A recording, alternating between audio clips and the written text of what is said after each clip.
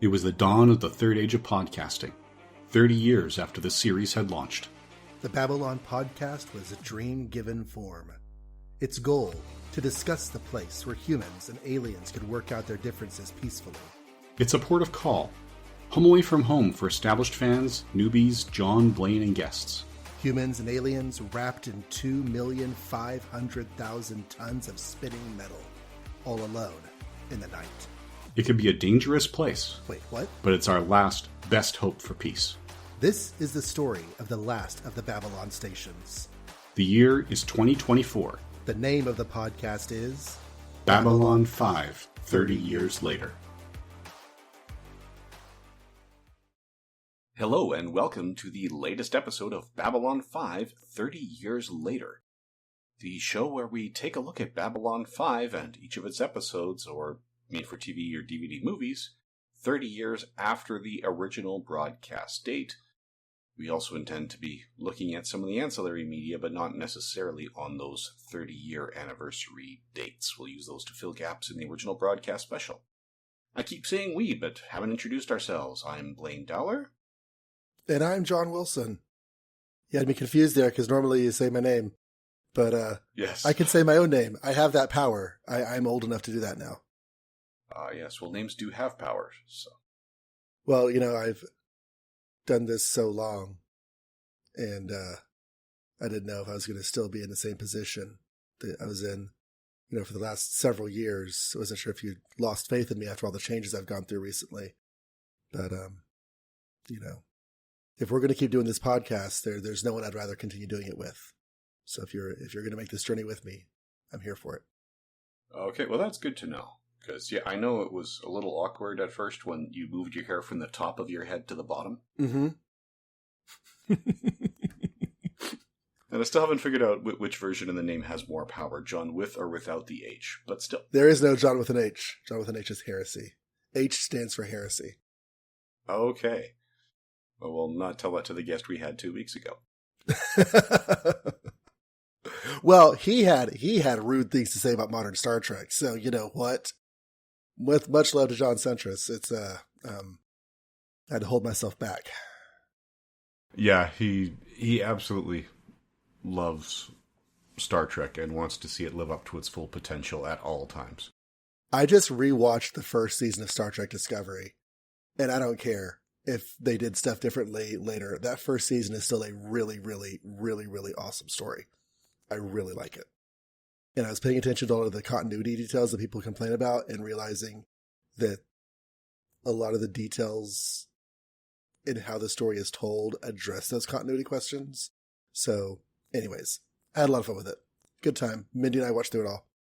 I've actually been better with it since I remembered that the timeline branched for Enterprise, because not just because of the Temporal Cord War, but in the fourth season of Enterprise, they encounter Borg that were left on Earth in the events of First Contact. So to my mind, all that extra expansion and already seeing the Gorn and all this, well, that's just because they learned the magnitude of threat that was really out there in Enterprise and got more aggressive in their expansion in this timeline, and maybe that's the one that Discovery set in. See, I see that as being the same kind of time travel that they do in any other Star Trek show. Kirk and everybody went back to 1986 and played with humpback whales because they had always gone back to 1986 and played with humpback whales. So Enterprise ran into Borg because they had always run into Borg. Could be, but then there wouldn't explain why Q said your species have never encountered these guys before when it happens. So to me, it's just wiggle room so that you could violate canon, because it's a different canon because it's a slightly different timeline. But Star Trek original series violates its own canon all the time, so I'm not too bothered with little dropped lines of dialogue. Yep. Yeah, it's not that consistent with itself, but this is not a Star Trek podcast. It could be, though. Yeah, well, see, John and I are enjoying this so much that we keep talking about what podcast we're going to be doing after this one. We have a very, very long list, and I'm okay with doing a mission log style all the Star Trek, which may or may not be a lifetime commitment considering the rate they're producing new stuff. But anyway. Yeah, they are definitely producing more new stuff more quickly than we would be recovering it. Unless we did every episode, like The Edge of Forever over on Earth2.net. Okay. Or like Mission Log's animated series coverage. Mm-hmm. Which just ended up being really long episodes because there's still a lot of meat in those. Mm-hmm. You could ridicule the production value all you want, but as far as the scripts were concerned, it was Star Trek Season 4. Yeah. But anyway, All Alone in the Night. So, Babylon 5, Season 2, Episode 11. Yes. All right, this episode originally aired on February 15th, 1995. Directed by Mario DeLeo. This is his second of 3 directing credits for the series. And it was released in its production order, Season 2, Episode 11. Which is very important for those who caught a particular line of dialogue and how it relates to the opening intro. All Alone in the Night? No, we'll get to it. I'll point it out in the recap here. Okay. So this is an episode that essentially has 3 main plot lines. So really the B plot is the one we see first. So Delenn is being recalled to Minbar so they can discuss her role in the Grey Council following the changes that she put herself through. Because her fellow Minbari don't know that they know who she is anymore. Now she's starting to feel like an outsider. And Lanier being Lanier, he goes with her and does not leave any room for debate in that matter. So, incredibly supportive, start to finish. Good man. Meanwhile, there's some weird disappearances going on within the station's jurisdiction. 2 of their Star Fury flights are out. The Delta Leader commander is down sick. And Sheridan says, hey, you know what? If I'm going to keep getting flight pay, I've got to log flight hours. I haven't flown since I got here, which was 6 months ago, regardless of broadcast dates. But we're halfway through the season, and each season is a year. So, yeah, he gets in a Star Fury, goes out. Ivanova insists he has an escort, which includes Ramirez, who we first meet when he's having a heated discussion about who's going to win the World Series with Garibaldi and Franklin.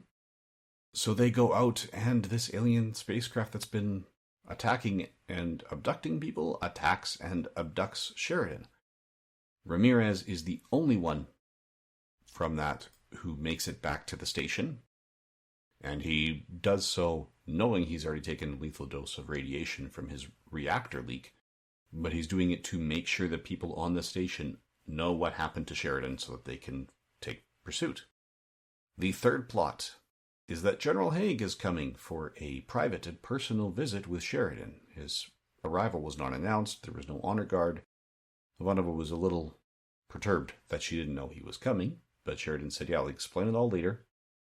So Haig shows up before Sheridan's return and takes a more active role. Cut back to our Delenn plot, where she faces the Grey Council, and yes, she is ejected from the Grey Council and replaced by Naroon of the Warrior Caste. So their 9-member Grey Council no longer has 3 workers, 3 warriors, and 3 religious members. There's 3 workers, 2 religious members, and 4 warriors, which is a balance, or an imbalance, I should say, right, that greatly upsets Delenn, and she does not like the path that is putting them on. So Sheridan, meanwhile, is on this ship where he's being forced to fight with the other aliens that have been abducted. It seems these aliens are trying to test the limitations of other species, possibly for conquest. So there is Pac Marat, who dies in combat against Sheridan.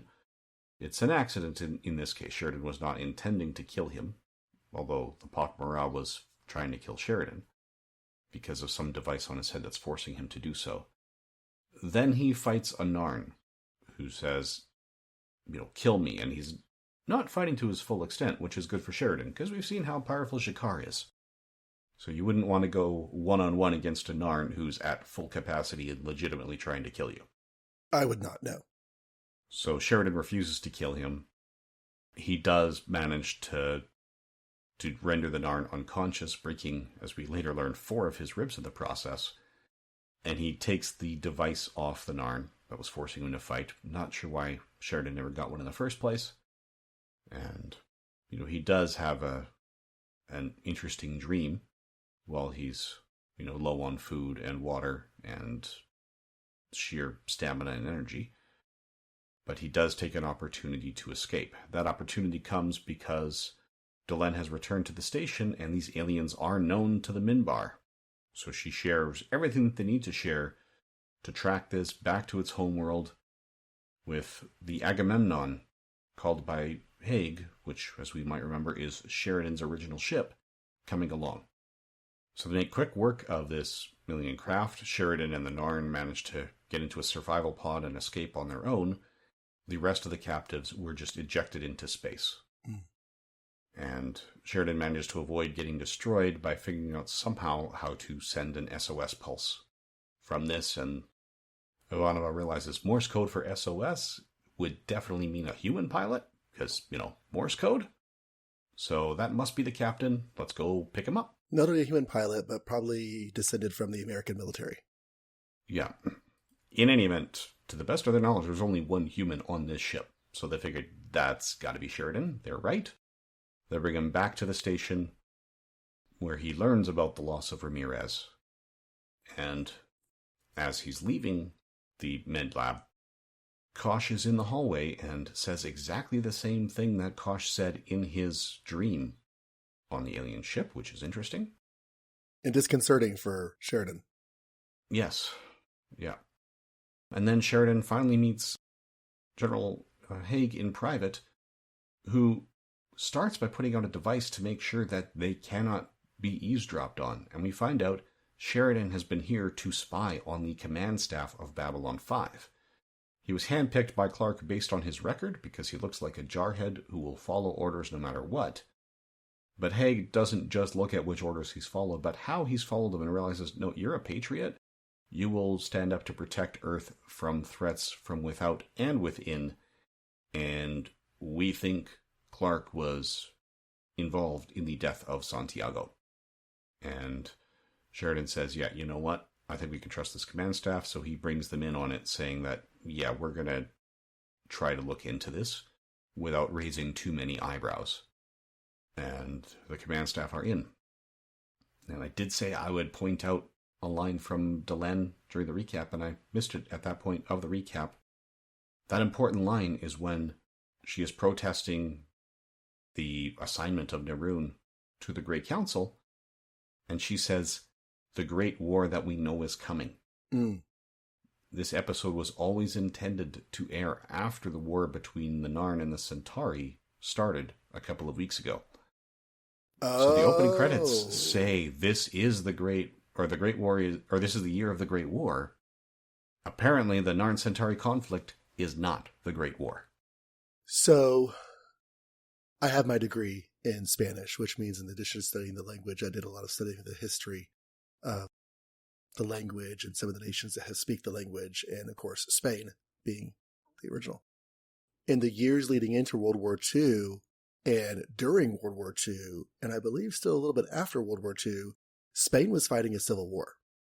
And the victorious side of that civil war led to a exceedingly fascist, long-lived regime under Generalissimo Franco. But Spain didn't participate as much directly in World War II because they were fighting their own civil war, which, like I said, predated World War II. So I feel like there's at least a small parallel to be drawn here, that the Narn and Centauri are fighting their conflict.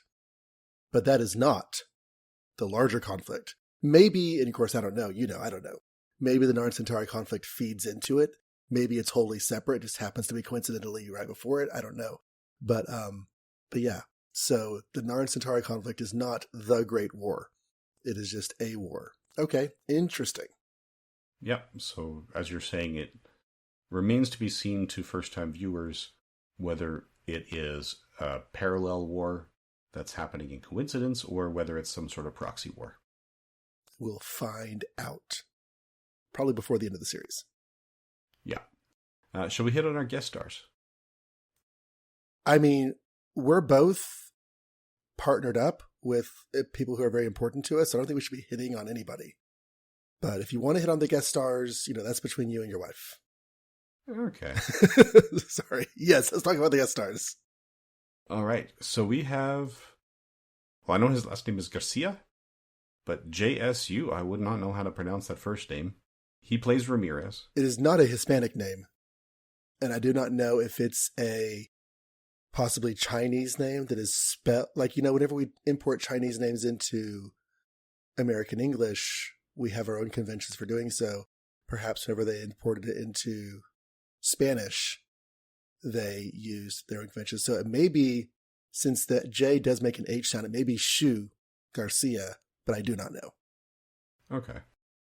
In any event, he was actually credited as Nick Corey in the time that this episode aired. So I suspect that Nick Corey was a stage name and he's gone back to his birth name. Because it's a lot of his early credits are as Nick Corey, including when he appeared as Rod Lane in the original Nightmare on Elm Street. Yes! I knew his face. Yes, the original Nightmare on Elm Street. He is Rod. He is the one who gets hanged in the prison by his own bedsheet. In the prison, in the town jail. I did not see Atlas Shrugged Part 1. So I don't know if Francisco D'Anconio is an important role in that or not. It's 5th credited, so it's not unimportant. Yeah, and it's in his top 4 known for on mine. I'm seeing A Nightmare on Elm Street, Atlas Shrugged Part 1, Collateral Damage as Roman, and We Were Soldiers as Captain Tony Nadal. He was in 4 episodes of Without a Trace as a single character, so briefly recurring role. Which is interesting for Without a Trace because that was a crime-solving show, solving disappearances. So the fact that they would have a character come in for 4 episodes, I wonder if they did. I wonder if they broke format and did like a protracted disappearance storyline. I don't know. Perhaps. He was also in 2 episodes of Murder, She Wrote, but his first episode was after JMS's last episode. You see, they're in seasons 10 and 12, and JMS did 8 and 9. Okay. And he came back for New Nightmare, which is a Nightmare on Elm Street movie about the making of a Nightmare on Elm Street movie. And a lot of the actors from the first film are in it because they're playing their roles from that first film. But then, of course, Freddy comes to life in the actual. Anyways, he was in Predator 2, which I saw.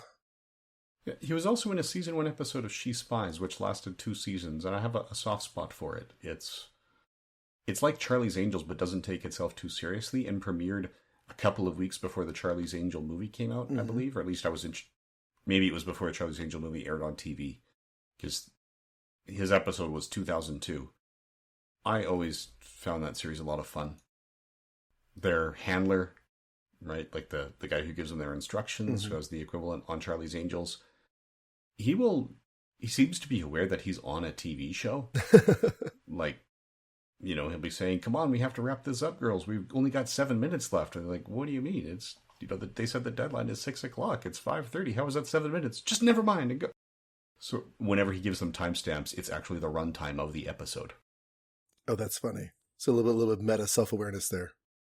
Yeah, so it actually stars Natasha Henstridge, Kristen Miller, and Natasha Williams as the 3 female spies, and Carlos Jacot is their handler, at least for the first season. And yeah, well, that's the only season that came out on DVD. If the story didn't require that he die, this would have been a great time to bring Keffer back into the storyline and have him run this mission with Captain Sheridan. I was thinking that when they first introduced Ramirez in the Eclipse, I was like, okay, this should have been Keffer. And then, yeah, he died. It's like, okay, that's why it's not Keffer. But they could have just as easily have him not die. Or since we know Keffer has some sort of demise at some point this season anyway, because he's only in like 3.5 episodes this season and then nothing else after that, this could have been his demise here. But be that as it may, there were options. Yes. Next guest star is Marshall R. Teague. This is the second time we've seen this actor, but the first time we've seen this character. He played Nelson Drake, who was infected in the 4th episode, Infection. So the one who was taken over by that biological weapon of insectoid design. Oh, okay. And this is the second character he will play. So he has 4 more appearances as this particular Narn. Interesting. So this random Narn that was getting attacked by the unknown, or were they the Sibes? Stribes. Named for Whitney Strieber, a major alien abduction expert. Okay. So he comes back after being introduced here. Okay. Yeah. He was also known for playing Jimmy in Roadhouse, Colonel Davis in Armageddon, and Bob Revere in Last Ounce of Courage. And I'm also seeing episodes of Leverage, In Plain Sight, Walker, Texas Ranger Trial by Fire, so a made-for-TV movie after the series, plus 8 episodes of the original series of Walker, Texas Ranger, 3 episodes of Sliders, 1 episode of Crusade as a third character. So we will not be done with him when we are done with Babylon 5. We've got episode of Voyager, an episode of Deep Space Nine as Timo Zuma. I don't recall that name. Oh, okay, season 4, episode 3, Hippocratic Oath is the episode. Voyager? Of Deep Space Nine. Yeah. For Voyager, it's he plays Haluk, which is Distant Origin, season 3, episode 23. So most of Deep Space Nine and Voyager, I will not recognize the episode titles because I have only seen them once. But I am rewatching it all as we go through the show. Okay.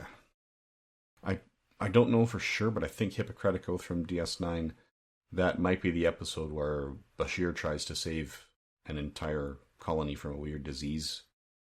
And Jadzia calls him out for being arrogant when he says, okay, I couldn't do it, therefore it can't be done. He's also on 2 episodes of the original MacGyver and 1 episode of Columbo. Okay. Yeah, so Columbo, it's season 9, episode 5, Uneasy Lies the Crown. The one where our killer is a dentist. Plus Quantum Leap, Who's the Boss, Moonlighting, A-Team, Fall Guy, Automan, Riptide, Knight Rider. So yeah, he seems to have been working pretty steadily, especially in TV guest spots, since playing Man at Disco in Topper, the TV movie from 1979. Well, one thing I learned from Little Shop of Horrors is you really can't trust dentists. They're all crazy. Yes, they just get into it because they enjoy hurting people. Mm-hmm. Which is why I teach math to 12-year-olds. Yeah. My classes are a little bit older. We are both math teachers. All right, our next guest star is Robin Sachs. This is the second time we've seen him as Hedron. He was also in our 2nd season premiere here. We will see him again in one of the made-for-TV movies. He's probably best known for playing the villain Saris in Galaxy Quest, under some pretty heavy makeup. Okay, so wait a second. He was Hedron? Yeah. Is that is it a Narn or a Minbari?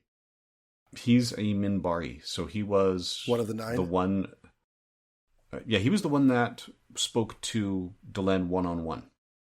So when she was summoned, and he was the only one there, saying, "Yeah, we decided to reject you from the Grey Council. Okay, but we will hear you out about your role on Babylon 5." My brain didn't even pick up on the fact that I was supposed to recognize him in that scene. Okay, I gotcha.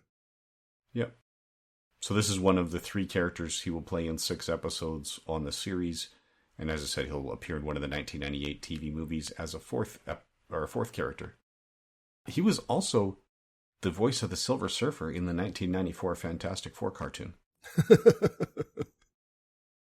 Very good. Yeah, he appeared in a season 4 episode of Jake and the Fat Man. Season 4 episode 17. Okay, but he was not... Yeah, this episode was not written by Jan-Michael Straczynski, although Straczynski was involved in that season. Okay. So, we plan to talk about that series a little more, just like we did He-Man. At some point down the road. At some point. Yeah, so he's been working steadily since 1972. Wow. With a lot of British stuff I'm seeing, like Rumpole of the Bailey. His Murder, She Wrote credit was from season 10. He was an art thief in Diagnosis Murder. He was Philip Brouchard in Walker, Texas Ranger. That was 1 episode in season 3. Oh, he appeared in Baywatch Nights. He was in Jurassic Park 2, The Lost World. And he was Ethan Rayne in 4 episodes of Buffy the Vampire Slayer. He also appeared as General Valen in Star Trek Voyager. Alrighty. That's an episode that will air in 2001. So there's no question which series grabbed that right game at first. the end of Voyager 2. Season 7, episode 14. So I remember Enterprise coming out, and whenever it was announced that the 4th season was the last season, I was devastated because this is going to be the first time since 1987 that we're going to have no Star Trek. And I was like, that's the end. That's the end of the franchise. What are they going to do? But now here we are in like this new golden age of Star Trek shows. It's pretty great. Star Trek is definitely driving the Paramount Plus subscriber numbers, and Paramount understands that. So they want to have regular Star Trek content on there pretty much all the time. So we are recording this 11 days before season 2 of Strange New Worlds comes out, and I am definitely looking forward to that. Mindy and I are going to watch the 2nd season of Discovery and then the 1st season of Strange New Worlds, and then we'll catch up on the 2nd season if it's already started by then. I do need to show her the menagerie first so that she knows what a Christopher Pike is and all the Talos 4 stuff, since that plays into season 2. Yes. Or the cage. I thought I'd just go with the broadcast version. Yep. Yes. But yeah, apparently, it took a while to get Strange New Worlds greenlit because I guess they weren't really happy with the way Anson Mount was playing Pike because he played it very different on the audition. Because when they auditioned him, they didn't tell him which captain he was playing. They just said a Starfleet captain. And they said, okay, you got the part, and by the way, it's Pike. He went, whoa, wait a minute. I am playing the captain that made Spock mutiny against Kirk? Okay, I got to up my game here. He's not wrong. That is definitely worth upping your game on. Yeah, but I just love the fact that he immediately knew that. Mm-hmm. I knew what that would mean. So then he was playing it as a much more classical captain. And, apparently Paramount was upset with that, and fans were having the complete opposite reaction to the point that Strange New Worlds actually happened. And we are all grateful for it. Yes. Well, I say we all. Maybe not everybody. But all the right-thinking people are. Okay, now, John Vickery. We originally saw him as Naroon in Season 1, Episode 17. This is the Minbar that Sinclair defeated in hand-to-hand combat. Okay, when did he do that? Season 1, Episode 17, Legacies. No, yeah, Naroon was basically searching Sinclair's quarters for something, and Sinclair didn't know it was him. He just came in his quarters, found someone there, and they started fighting, and he won the fight, turned the lights on, and it was Naroon. I don't remember that at all, but that's okay. Yeah, there's a lot to remember. Yeah, so this is his second appearance as Naroon. We will see him appearing again, mostly as Naroon, but he does play a different character as well. And he will also show up on Crusade. Okay. So the human character he will play in Babylon 5 returns in Crusade. He's Gul Rasat in 3 episodes of Star Trek Deep Space Nine. And he's Prosecutor Orak in an episode of Star Trek Enterprise. So that's Season 2, Episode 19. Alrighty. And he was Andros Hagen in an episode of Next Generation. So this is Season 4, Episode 17, Night Terrors. Oh. Okay. Yeah, I believe that's the one where Next Gen did their take on the alien abduction thing. Mm-hmm. All the rage in the early 90s. Yep. So just a bit of a coincidence here. I blame Time Life for the fad. Constantly advertising those books. Right. Now we have Robert Foxworth as General Haig, who seems to be best known as far as the IMDb is concerned for voicing Ratchet in the live-action Transformers franchise. I do like Ratchet in the live-action Transformers. There's a particular line that he uses in the first film that it's one of my repertoire lines that I use. They're skulking around outside Shia LaBeouf's character's house, and he mentions something, completely ridiculous and violent. And I forget, it's, shooting something or someone, I don't know. And Shia LaBeouf's character's like, no. Why would you possibly do this? Like, I'm just saying, it's an option. And so now I'm just saying it's an option is one of those things I say a lot. I do like Ratchet in those films. Okay. Yeah, this is his second appearance as General William Hague in Babylon 5. When was his first appearance? The season 2 premiere. Okay. Yeah, he was there when Sheridan was being assigned to the station. So we will actually, we've gone through his filmography then. We can move on to the other elements because we're now half an hour into the recording. Mm-hmm. We can get to some of the meat here now that we've covered all the bookkeeping stuff. All right, so general discussion on thoughts on this episode for our League in session, its strengths, its weaknesses. So you start this episode and you see the stuff with Delenn. She's going to go, put herself before the Minbari. And while we don't necessarily know how that story is going to go, it's familiar ground, right? It's, this is not anything too unusual or too crazy for the story to do. Then all of the stuff with Sheridan at the end and the general and talking about retaking their government from, the person who is corrupting all of the values. One was very unexpected because it feels like what has been a background world building concept is now becoming a plot point.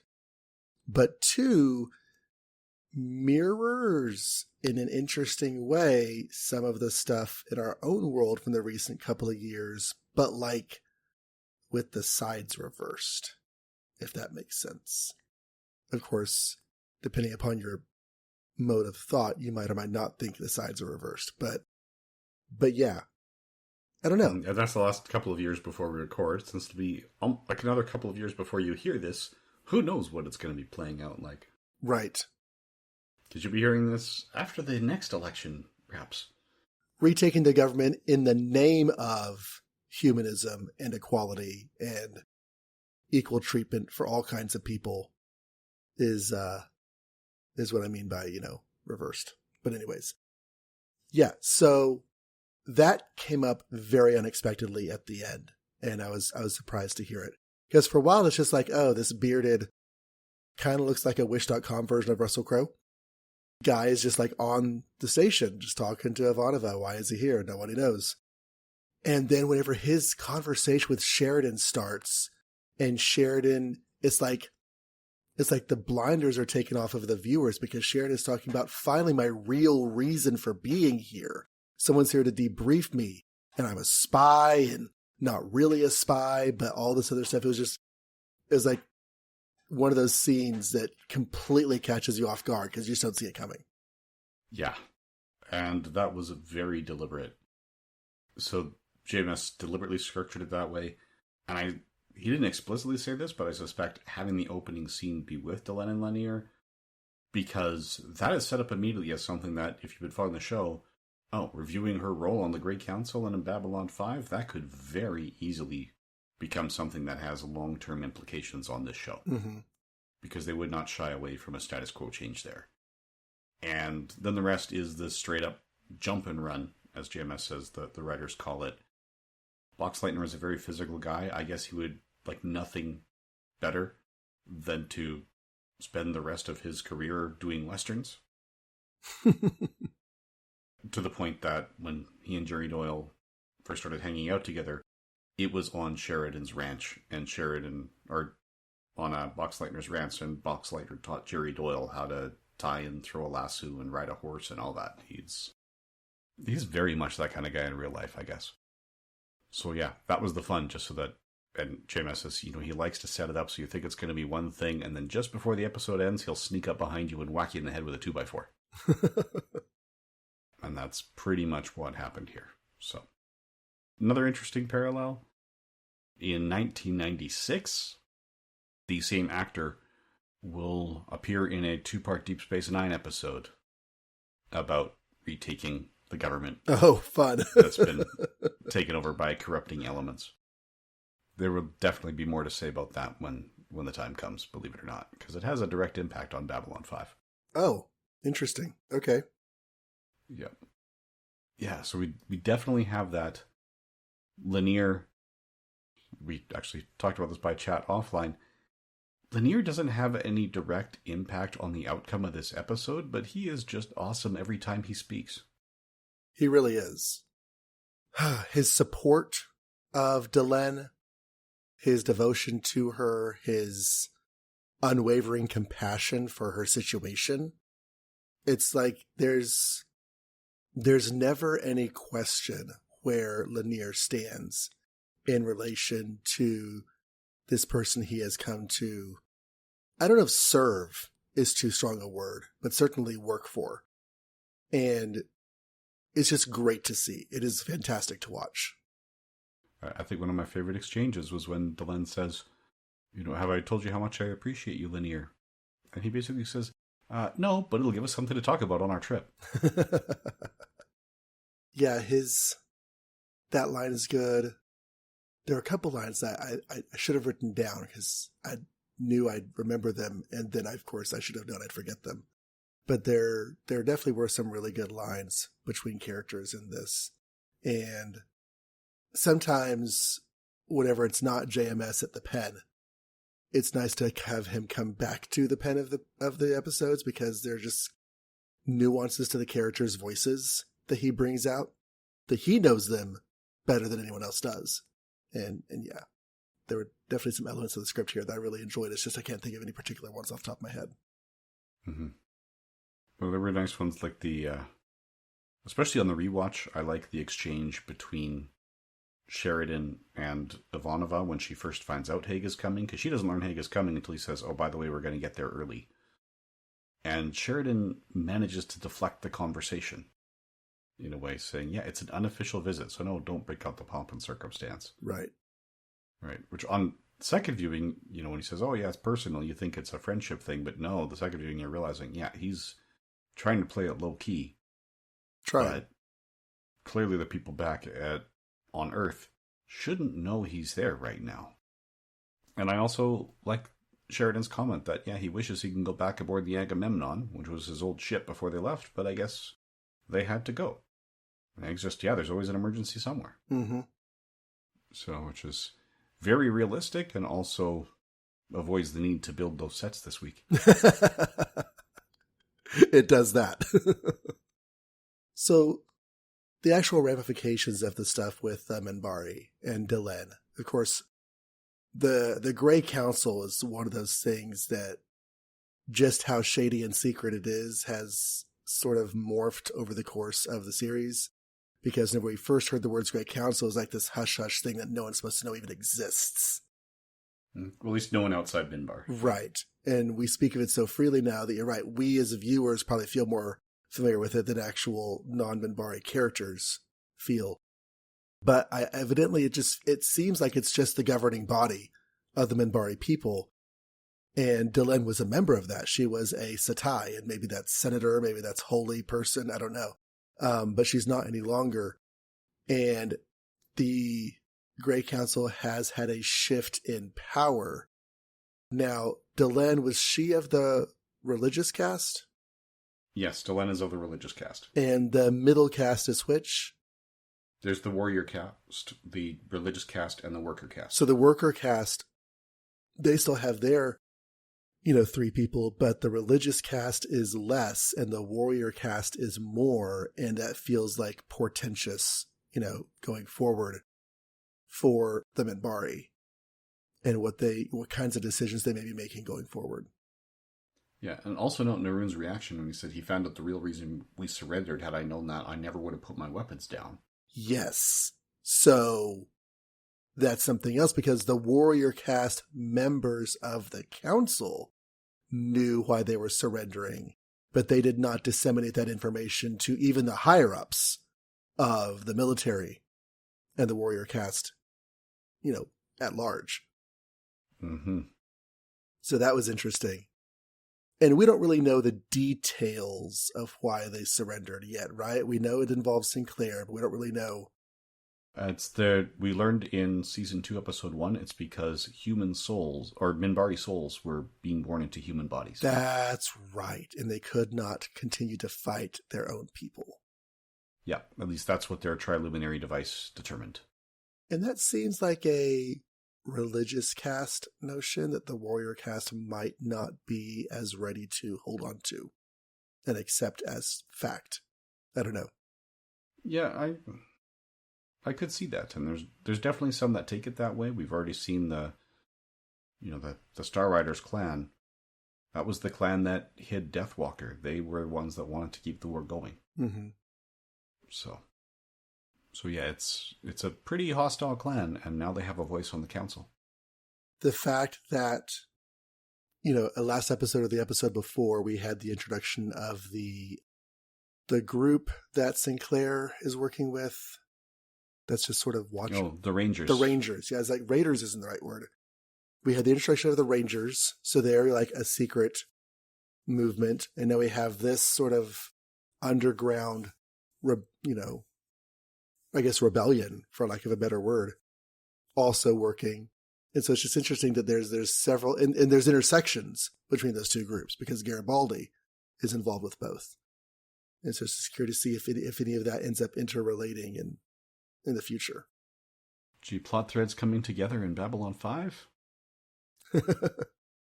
Coming together like a tapestry. Yes. And of course, when you mention the tapestries, I'm thinking Indiana Jones and the Last Crusade, because Indy 5 is about to come out.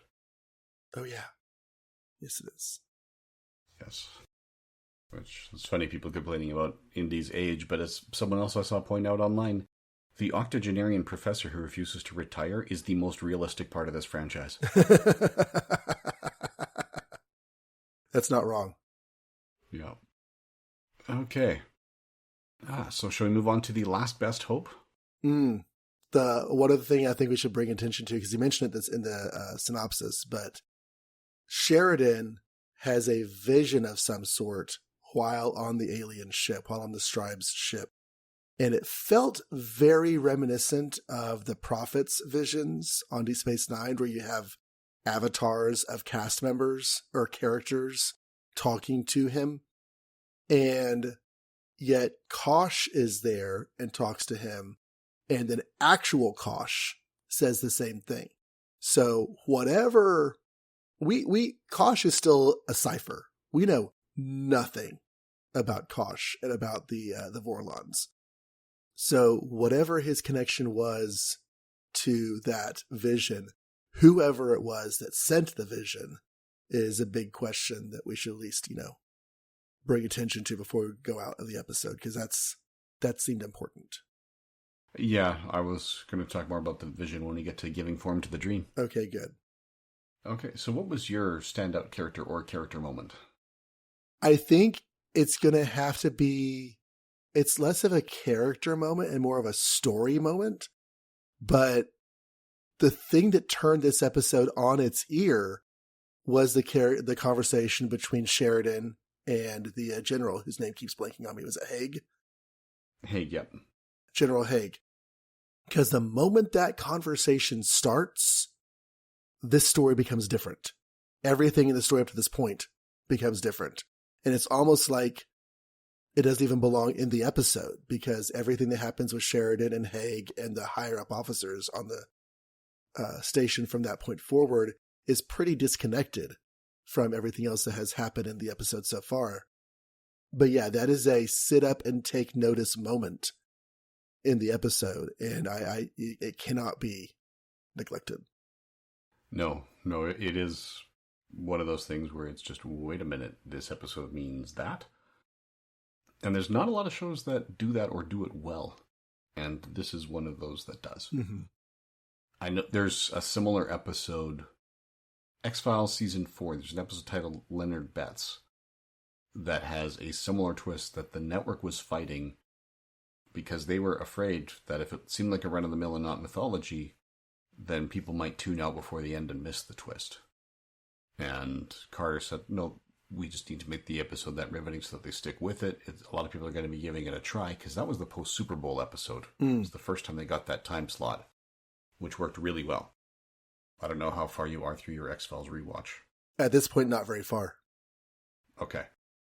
So I won't spoil it, but yes, there is a twist at the end of that made the fandom go, what? And it's a similar thing. Gotcha. So I wonder if a lot of shows are reluctant because of that network pushback going, you know what, it's better to have that grabber at the beginning so that people watch the whole thing and they don't tune out at commercials or at the half-hour point. Mm-hmm. And Carter had to fight to keep that reveal for the last few minutes. So for me, I'm actually torn between two other parts of the episode. Because this is the standout character or character moment. Mm-hmm. And for me, the standout character was Linear. Okay. Just because every line of dialogue was pure gold. Mm-hmm. Just his unquestioning support of Delenn. She's going, you don't need to do this. That is true. Shall we go? Like, but for the character moment, one of the things I liked is when Ivanova was saying, yeah, you know, Sheridan is out right now. He'll be back any moment. And Haig knows him well enough. He immediately says, that's not Sheridan. If he knew I'd be coming, he'd be here on time. What's going on? Right. Give me the details. So that normally that revelation of something's wrong is saved for one of the core cast members. And, you know, Ivanova was downplaying it because she was the one advising against it going in the first place, most likely. But just, I like the fact that Haig was the one who had the moment that says, yeah, tell me the rest. Because there's definitely more to this. Mm-hmm. Yeah, that was good. And it gives a feeling of history to the characters. Like they exist in a world before and beyond what we see them in here. So just having people that we've never seen before, knowing aspects of our characters that maybe we don't know yet, but not like secrets or anything, just like they know them as people. It enhances the depth and the breadth of the universe. Yep. Yeah, it does make it feel like there's a whole world out there. Right? That's one of the things that set the 1977 Star Wars apart. It doesn't feel like people in makeup. It feels like they created an entire alien universe to play in. And this gives it that feeling. All right. So, shall we move on to giving form to the dream? Yeah. So, obviously, the stuff with Delenn, this is a turning point for her character journey in the earlier parts of this episode. I kind of feel like we're still telling her origin story. That whatever Delenn's going to do in this series, becoming half human and losing her place with her people is all like the first chapter for her. But yes, what else do you have? Okay. Yeah, everything with Delenn. And yes, everything from the point where Sheridan and Haig talk privately. It's pretty easy to see that those are going to be significant going forward. Mm-hmm. But those are both, they're not foreshadowed status quo changes. They are immediate, explicit status quo changes. Mm-hmm. In terms of Sheridan's dream, there is meaning to almost everything. The dove on Garibaldi's shoulder, the entire meaning of that is JMS thought it would be fun to make Jerry Doyle walk around with a bird on him. But to most of it. yeah, the veil on Ivanova, her asking, do you know who I am? The raven on her shoulder, that's all significant. The Sheridan on top looking down at the Sheridan below. That silent Sheridan looking at him, if you look at the uniform closely, he's got a Psi Corps badge. So this is important. What Kosh said is important, and the fact that Kosh said the same thing in the real world is another one that you probably would have guessed was important. So I should probably go back and rewatch that whole sequence again and just like pay really close attention to the lines and everything. Yeah, everything matters. We normally don't say when it's going to matter, but I will say that what matters here, different aspects of it matter at different points in the series. Oh, I would imagine that, yeah. And the last of these to get explained gets explained in the series finale. Okay. There's a book series that I love that has been made into a TV show. One season of which is already out. The second season of which comes out, or at this point that it's coming out, did come out in September of 23. And that's The Wheel of Time. And there's a character in that series who, when she looks at people, she can see flashes of images around them. And they're always something to do with that person or their future. And she doesn't always know what they mean, but when she does know what they mean, that always comes true. So her visions are, flashes of insight to fact, not just guessing. And, but whatever she sees around a person, you as a first-time reader have no idea what or when any of that will mean anything. And kind of like this vision, the actual revelations of what those, images mean is scattered and sprinkled throughout the series. And there are things that she sees in the first book that you don't find out what they mean until, many, many books, close towards the end. But yeah, I kind of like that. I kind of like that it's not going to be like, episode 325, we're going to sit down and talk about the vision and what it all means. It's going to be something to figure out as we go along. Or be like, oh, that was that. Okay. Yeah, there's going to be very little discussion of the details of this vision, if I remember correctly.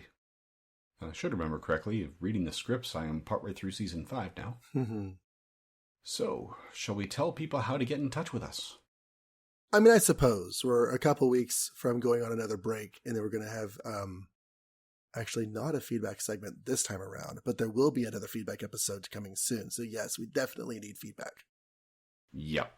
Yeah, we've got 2 breaks coming up, and the second one has a feedback episode planned for it. So, possibly the most convenient and effective way to leave feedback is to just send us an email. Babylon5 30 years later at gmail.com. You might be asking, do I use the numbers? Do I use words? The answer is yes. We'll get it. We will get it no matter what you use. You can also go to the either of the websites where the show is posted, and the first of those is my own website where my previous podcasts are also available, and that is johnreadscomics.com, and there is no H in available. And all the podcasts that I'm participating can be found at bureau42.com, so you can also leave comments there if you choose. And finally, we would love it if you left a review for the show on your podcatcher of choice. Reviews, if people find the show and they look at reviews, they want to see nice things, and nice things make people want to listen to shows. So, if you leave a review on Apple Podcasts, we will read it on feedback episodes as a matter of course. However, if you have a podcatcher that lets you leave reviews and you would like us to read it and it's not Apple Podcasts, that's fantastic. We just need to know that it's there. So drop us a line through one of the other venues and we will be happy to read your review and thank you for it on the air. Okay, and I guess after finally, you can also leave comments on our YouTube posts. The episodes are automatically cross-posted to YouTube. So I will be checking those regularly and you can leave your comments there. You could join us again in 1 week. There was no break in release schedule. So 1 week from now, we will be discussing Acts of Sacrifice. So, join us then. Thank you for listening. And good eating to you.